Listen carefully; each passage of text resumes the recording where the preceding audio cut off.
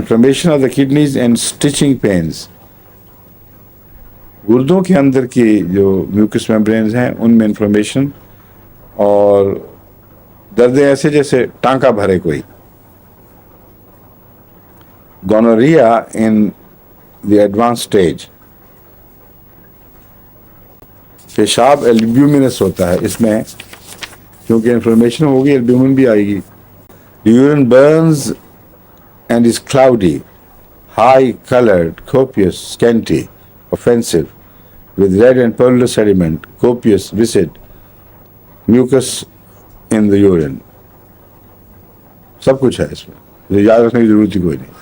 ٹھیک ہے.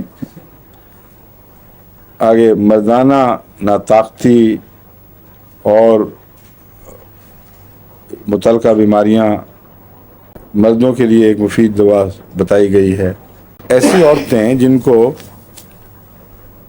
ایبارشن کی ٹینڈنسی ہو, رجحان ہو, ان کا رجحان دور کرنے کے متعلق بھی اس دوا کا مشورہ دیا گیا ہے. اس لیے ایبارشن روکنے کے لیے نہیں بلکہ ایبارشن کی ٹینڈنسی یعنی اس کے رجحان کو روکنے کے لیے اگر یہ دوا دی جائے کچھ عرصہ تو بعض ڈاکٹروں کا خیال ہے کہ یہ اس میں امید ہوگی. تو ہیبیچولی جو عورتیں ابارٹ کرتی ہیں ان پہ ٹرائی کرنی چاہیے. Leucorrhoea of all sorts, prolapsus of the uterus. Prolapsus جگہ سے ٹل جانے کو کہتے ہیں, ڈھلک جانا, اپنی جگہ سے ٹل جانا اور ڈھلک جانا. کیونکہ پرولیپس تو یہاں بھی ہوتا ہے, کمر میں بھی, منکوں کا, وہ جگہ سے ہٹتی ہے تو اس کو پرولیپسس کہتے ہیں نا, نیچے تو نہیں اترتی. یہ پرولیپس عام طور پہ وہ جو جھلی ہے اندر کا جو حصہ ہے وہ ڈھیلا ہو جاتا ہے, لیکن وہ ہرنیشن ہے جو حضور فرماتے ہیں نا کسی جگہ سے اپنی جگہ سے دودھ نکل جانا. نہیں, ہم نے جو عام طور پر دیکھا ہے کمر کی تکلیف میں ایک طرف کے مسل کا جو بینڈ ہے وہ زیادہ ٹینس ہو جاتا ہے اور ایک طرف کا نارمل رہتا ہے یا ڈھیلا ہو جاتا ہے. جس طرف ٹینس ہے وہ کھینچ لیتا ہے اس طرف اور پھر وہ اعصاب کے اوپر ہڈی کا دباؤ پڑتا ہے. اس سے عموماً پرولیپسس ڈسک کا جو ہلنا ہے اس کو پرولیپسس کہتے ہیں. ڈسک پرولیپس ڈسک کہتے ہیں نا. جی, تو اس میں گرتی تو نہیں ہے, وہ ہل چلتی ہے جگہ سے. یہ ہم تو حضور جو چونکہ نرم ہے نا یہ عضو, اس لیے اس کو ڈھلک جاتا کہتے ہیں. وہ الگ بات ہے, ڈھلکتا ہوگا, میں اس کا انکار نہیں کر رہا. ٹھیک, میں پرولیپس کا بتا رہا ہوں کہ ہڈیاں تو نرم نہیں ہوتی, منکے تو سخت ہوتے ہیں. ان کا جو فینومینن میں نے بتایا ہے کہ عام طور پر ہم سب بوجھ اٹھاتے رہتے کچھ نہیں ہوتا.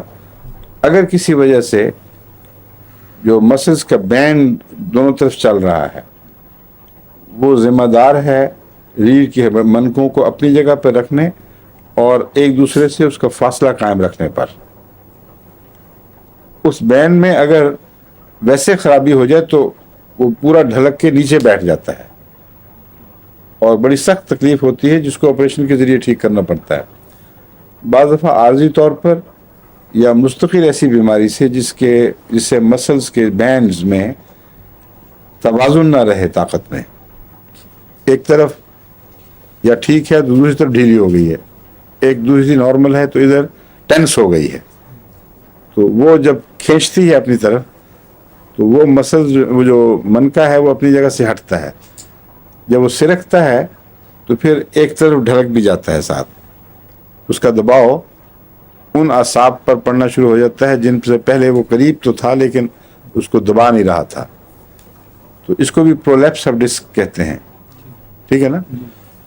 تو یہ جو پرولیپس ہے یہ یوٹرس سے تعلق رکھتا ہے.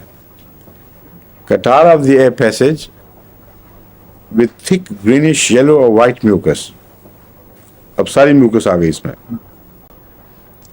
ڈرائنس ان دی لیرنگس, یہ جو حصہ ہے گلے کا جس کے اندر عموماً کھانسیاں اٹھتی ہیں اس کو لیرنگس کہتے ہیں. اس میں اس کا تعلق دو قسم کی نالیاں ہیں.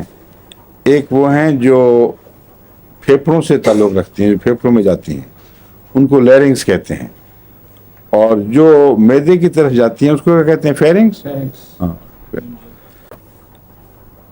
Thick greenish yellow, dryness in the larynx, rawness in the larynx, soreness and roughness.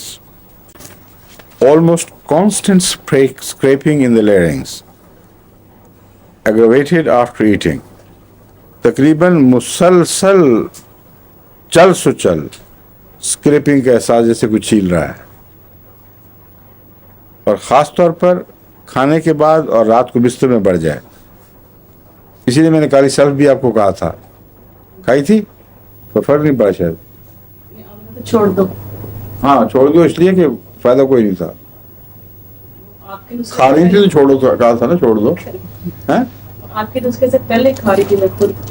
کالی سلف جی وہی تو میں کہہ رہا ہوں. ہاں جی. میں نے جو آپ کو منع کیا تھا کہ چھوڑ دو، اس لیے کہ آپ نے مجھے بتایا تھا اور فائدہ کوئی ہو نہیں رہا تھا. نقشہ بالکل یہی ہے. اس لیے جس نے یہ باتیں لکھی ہیں ان سے آپ پوچھیں گے تو کہیں گے باقی سمٹم نہیں ملتی تھی. یہ بڑا اچھا بہانہ ہے.